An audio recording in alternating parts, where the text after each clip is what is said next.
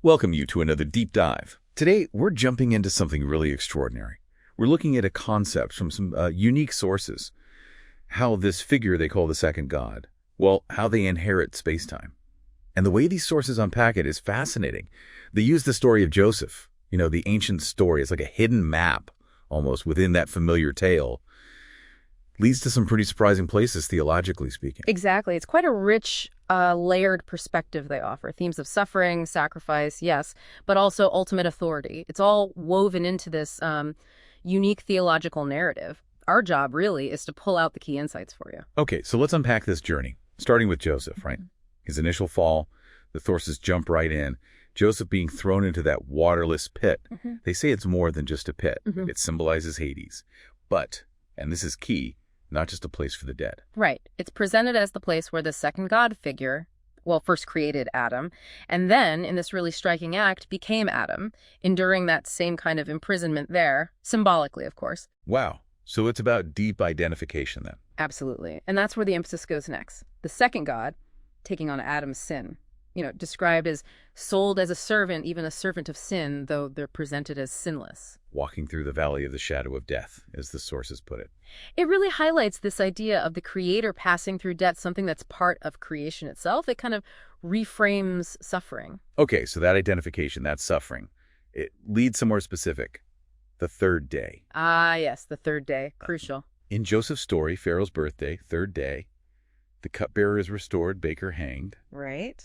And the sources draw a direct line. They connect this to the second God's blood reaching the Holy of Holies. That ultimate sacred space. Exactly. While at the same time, the physical body is crucified. It's a dual event. And that third day is pivotal. It's not just about resurrection in these texts. They argue it's the moment sin is, eradicated within space-time, which obviously raises the question. Why atonement at all? What's the point? And the answer they give is quite radical. They say because sin stems from free will, misused free will. The real target of atonement isn't just bad deeds, it's free will itself. Or rather, it's recalibration. Recalibration. Through the second God's blood, essentially. Yep. It's described as reclaiming Adam's soul and body, stopping their destruction, yes, but also restoring their capacity for genuine choice, uncoerced choice. Okay, so suffering, sacrifice, third day. Yeah.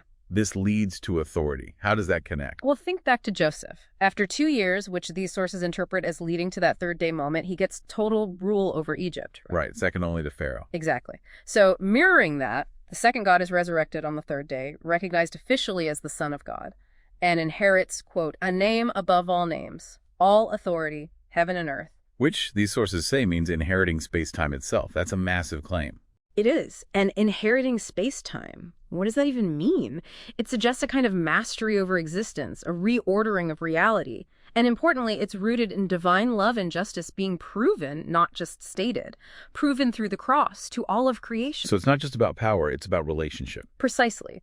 It allows creatures, the text suggests, to genuinely love God, not just obey out of fear or, obligation. The ultimate goal seems to be the complete removal of even the possibility of sin and removing any lingering doubts, even for beings like angels. It really is a profound arc, isn't it? From those depth, that identification with suffering, all the way to inheriting everything, driven by love and justice demonstrated. Yeah, this deep dive really shows how, in this specific theological framework, sacrifice is seen as reshaping reality, establishing a foundation for, enduring love and willing obedience, not just forced compliance. So here's something to maybe chew on. If, like these sources propose, the very possibility of sin can be wiped out, and if creatures then come to love God because they saw this ultimate proof of love, what does that actually imply for the future, for free will, and for that ongoing relationship between the creator and creation? Something to think about.